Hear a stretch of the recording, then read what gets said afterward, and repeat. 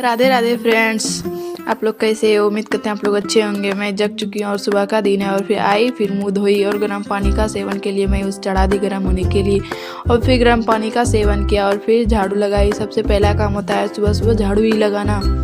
मुझे लगता है कि सब कोई पहले झाड़ू ही लगाते होंगे, क्योंकि सुबह जग के पहले झाड़ू ही लगाना चाहिए, फिर कोई काम होता है। और फिर मैं सोफ़ा सेट कर दी झाड़ू लगा के और फिर चली गई अपना किचन में झाड़ू लगाने के लिए।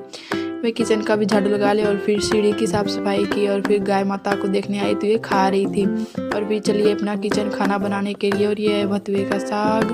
तो फ्रेंड्स में ये है बैगन, क्योंकि मैं इसकी सब्ज़ी बनाऊंगी इसलिए दिखा रही थी। और फिर चलिए ये अपना ब्रश करने, और फिर मैं ब्रश करने लगी। और फिर ब्रश करने के बाद में आई छत पे, तो देखी इतना सुंदर नज़ारा था।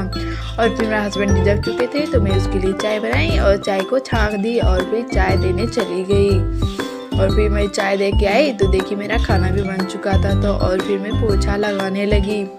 मैं पोछा फटाफट से लगाने लगी क्योंकि टाइम बहुत हो चुका था, तो इसलिए मैं जल्दी जल्दी कर रही थी काम। तो फिर मेरा किचन में भी पोछा लगा ली और उसकी साफ़ सफाई कर दी।